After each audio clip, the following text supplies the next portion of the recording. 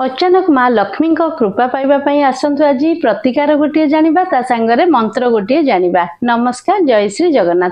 प्रथमे आम कौन करवा प्रतिकारटी जाना। प्रतिकार कौन? प्रति शुक्रवार दिन गोटे माटी पात्र नहीं जिबे। माटी पात्र माने जो आमर बड़ दीप हम नथिले सरा गोटे हम से कौन करेंगे देशी कर्पूर केमतिया जो आम आलती करुचे तो से आलती कर्पूर से अलग गोल गोल हो कि चारिकोणिया होता स्क्वायर साइज से गुड़ाक नुह। यहाँ है देशी कर्पूर जोटा आम चंदन पेढ़ारे चंदन सांगे घोरिकी सब ठाकुर को आम दौने से कर्पूर अल्प टिके नहीं जावा। ता सांगे लवंग 5टा नबा आउ अलैच 2टा नबा ग्रीन कलर अलैच 2टा नबा। ये सब गुड़ाक मिसई देकी आम जलईदबा। जलई सारा पर लिभिदेबा। तार जो धुआं गुड़ाक बाहर कौन करवा गोटे घंटी धरवा हाथ में आउ से माटी पात्रटा धरिकी आम सबू घर बुलेबा। ता धुआंटा रोसई घर, ठाकुर घर, ड्राइंग रूम, बेडरूम, सीढ़ी घर, बाहर मुख्य द्वार रे सबुआड़े जमती धुआं बाजिबो। से धुआंटा बाजिले कौन हम ना आम घर जेतिकी नेगेटिव एनर्जी अच्छी सबू दूर हो। कहीं ना शुक्रवार दिन माँ लक्ष्मी को यही बास्नाटा बहुत पसंद। अलैच कर्पूर आउ लवंगर यही धुआं जो घरे बाजिबो माँ लक्ष्मी से घरे बास करेंगे।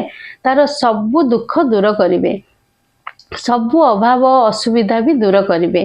घर नेगेटिव एनर्जी पलैब, घरे पॉजिटिव एनर्जी आसीबो। ता संगे सुख समृद्धि धन जन गोप लक्ष्मी सबू प्राप्ति हम। यही प्रतिकारटी करंतु प्रति शुक्रवार दिन।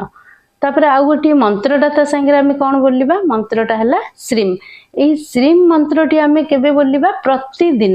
प्रतिदिन बोलिबा, किंतु गोटे निर्दिष्ट समय देखिकी आम बोलिबा। धरंतु आपन को जदि शुक्रवार जदि ठाकुर पूजा कला बेले समय होची ताहले से समय रे आपण श्रीम बोलिबे 108 थर।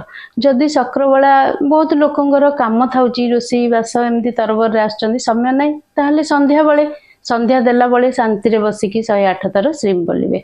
प्रतिदिन जो टाइम रे बोलिबे गोटे टाइम रे बोलिबे। सेमती नहीं जे 6टा 5 माने 6टा सेमती नहीं, सकाळ हो कि संध्या बेले हो। देखंतु यही प्रतिकारटा संगे यही मंत्र श्रीम मंत्रटा बोलंतु देखिबे घरे किछि असुविधा अभाव रहिबनी, सबु काम रे सफल पाइबे।